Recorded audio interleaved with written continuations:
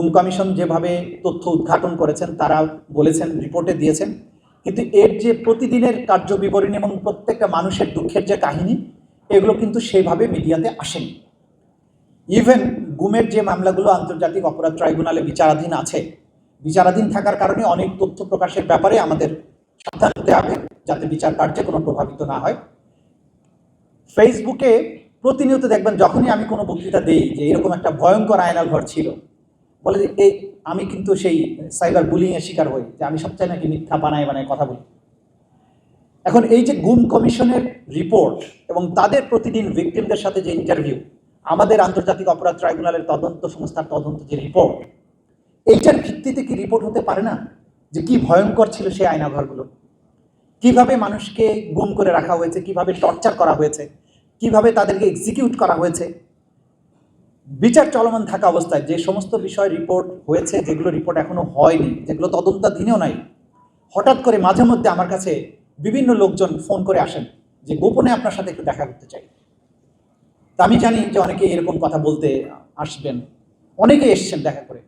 তো যে বিষয়গুলো নিয়ে আমরা কাজ করছি, দেখা গেল তার বাইরেও উনি যখন একটা নিরাপত্তা সংস্থায় বিভিন্ন বাহিনীতে দায়িত্ব পালন করেছেন, তিনি বলেছেন, স্যার আমি এই জিনিস দেখেছি, কিভাবে আমাকে নিয়ে গিয়ে 3 জন যুবককে তুলে নিয়ে আমাকে বলা হলো পদ্মা নদীর ওখানে মাওয়া ঘাটে তুমি থাকবে, তুমি তাকে স্পিডবোট সাপোর্ট দিবে। স্পিডবোট সাপোর্ট দিতে গেলাম, নিয়ে গেল তো আমাকে সহ 3 জন 21-22 বছরের ছেলেকে নিয়ে গেল চাঁদপুরের মোহনায় গিয়ে প্রথম একদম ভিকটিমকে চোখ খুলে বললো যে তুমি একে গুলি করো।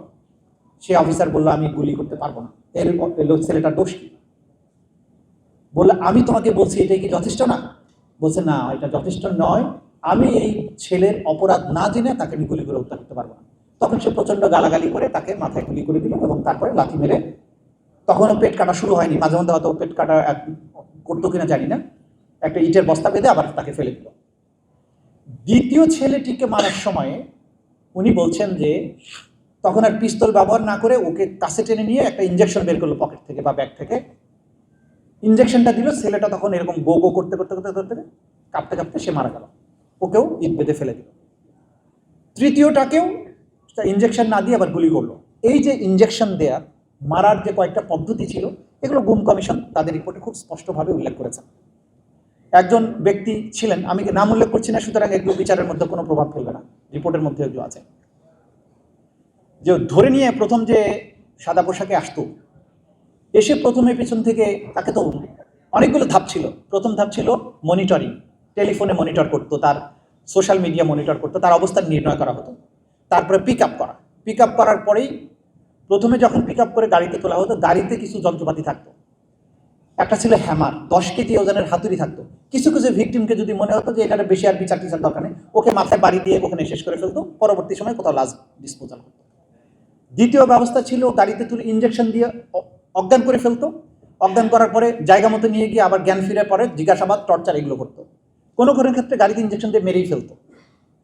তৃতীয় আরেকটা ছিল বলস মেশিন, বলতো যে একটা ইলেকট্রোকিউট করার একটা যন্ত্র, ব্যাটারি চালিত একটা ইলেকট্রোকিউট করার যন্ত্র ছিল, যে জননাঙ্গে একটা ক্লিপ লাগিয়ে দিয়ে তারপরে বিদ্যুৎ চালু করা হতো, অসহ্য যন্ত্রণা হতো, তার মুখগুলো আবার বেঁধে দেওয়া হতো।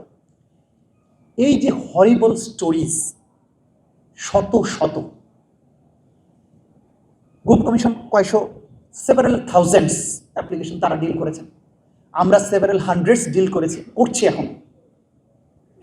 এই স্টোরিগুলো, এই যে মানবতা বিরোধী অপরাধ এবং মানবাধিকারের যে ভয়ানক লঙ্ঘন, এই স্টোরিগুলো যখন আপনারা সামনে আনছেন না, তখন যারা এই অপরাধের সাথে সম্পৃক্ত এবং এই অপরাধকে যারা সমর্থন করেছেন, তারা কিন্তু প্রতিনিয়ত সোশ্যাল মিডিয়াতে উল্টো ন্যারেটিভ দাঁড় করানোর চেষ্টা করছে এবং তাদের পেছনের এই অপরাধগুলোকে ঢেকে ফেলার চেষ্টা করছে।